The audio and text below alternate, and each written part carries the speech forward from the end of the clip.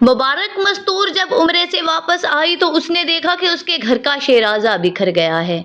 सब लोग एक दूसरे से कटे कटे हैं, सब लोग एक दूसरे से नफरत करते हैं। उस पर आसमान तो गिरता है तब जब उसे मालूम होती है ये बात कि इस घर में अब पहले जैसी बात नहीं रही। क्योंकि आफाक जैसे ही डिनर खत्म होता है अपनी बीवी और बच्चों को लेकर वहां से जाने की कोशिश करता है। मुबारक मस्तूर हैरान होती है और कहती है कि आफाक तुम कहाँ चल दिए। तब आफाक उसको बताता है कि अपने घर। ये सुनते साथ ही हया की खुशी की इंतहा नहीं रहती। लेकिन मुबारक मस्तूर बहुत ज्यादा दुखी हो जाती है और कहती है कि अपना घर क्या मतलब। आदम साहब उसको बताते हैं कि भाभी जान आपके जाने के बाद यहाँ पर सब कुछ बहुत बदल गया है। दरअसल आफाक अपने बच्चों को लेकर अलग घर में शिफ्ट हो गया है। साइमा अपने वालिदैन के घर वापस चली गई है और अब वो अपने वालिदैन के साथ ही रहती है। बाकी हम लोग ही हैं जो आपके सामने खड़े हैं। मुबारक मस्तूर को तो यकीन नहीं आता कि ये सब कुछ क्या हो गया। वो तो अल्लाह ताला की इबादत करने के लिए, उम्रा करने के लिए गई थी, लेकिन उसे नहीं मालूम था कि उसके जाने के बाद ये सब कुछ हो जाएगा। और फिर जलती पर तेल का काम करती है हया।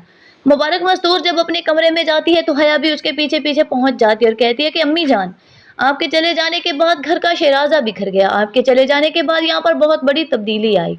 आपने तो रिफत भाभी को इसलिए ये सब कुछ दिया था ताकि रिफत भाभी बड़ी होने का हक अदा करें, लेकिन उन्होंने इस सारी बात से नाजायज फायदा उठाया और सबको ये बता दिया कि वो इस घर की बड़ी हैं और उनके अलावा इस घर में किसी और का हुक्म नहीं कर चल सकता।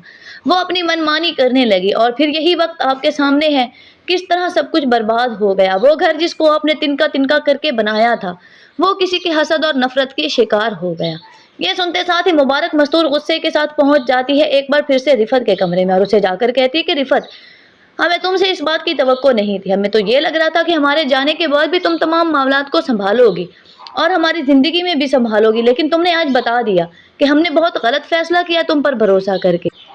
रिफत कहती है कि अम्मी जान प्लीज आप सारी बात तो सुन लें, इस सब में मेरा कोई भी कसूर नहीं है। लेकिन मुबारक मस्तूर के दिलो दिमाग में जो जहर हया ने भर दिया है, अब रिफत के साथ भी मुबारक मस्तूर का रवैया बहुत बदल चुका है। उधर अब ये बात इरम को भी मालूम हो गई है कि इस घर में ये सारा तमाशा लगाने वाला कोई और नहीं बल्कि हया ही है। उसी ने रिफत को इस घर से निकलवाया, उसी ने साइमा के दिल में नफरत पैदा की और आज साइमा अपने मायके में बैठी है। आसिया के पास जाकर इरम अपनी माँ से कहती है कि अम्मी, उस घर में ये सब कुछ जो भी हो रहा है ना हया की वजह से हो रहा है। मेरे पास इस वक्त सबूत नहीं है, लेकिन मैं सबको बता दूंगी कि हया इस घर के लोगों के साथ मुखलिस नहीं है। तब आसिया उसे कहती है कि नहीं, तुम ऐसा कुछ नहीं करोगी और वैसे भी मुझे नहीं लगता कि ये सब कुछ हया कर रही है। ये सब लोग इनके आपस की नाचाकियों की वजह से हो रहा है। अगर साइमा अपना दिल बड़ा करती, ज़रार के साथ अपने ताल्लुकात खराब ना करती तो आज ये सब कुछ ना होता। और अगर आफाक और रिफत ये सब कुछ खुद मुख्तियारी में ना करते तो आज शायद ये सब कुछ ना हुआ होता। लेकिन इरम फैसला कर चुकी है कि वो सबके सामने हया को बेनकाब करेगी। अब क्या हया की असलियत सबके सामने आने वाली है? क्या सबको अपनी गलती का एहसास होने वाला है कि उन्होंने हया पर भरोसा करके कितना बड़ा धोखा खाया? और क्या हया की असलियत जानने के बाद मुबारक मस्तूर का रिएक्शन क्या होगा? अपनी राय का इज़हार कमेंट सेक्शन में लाजमी करें।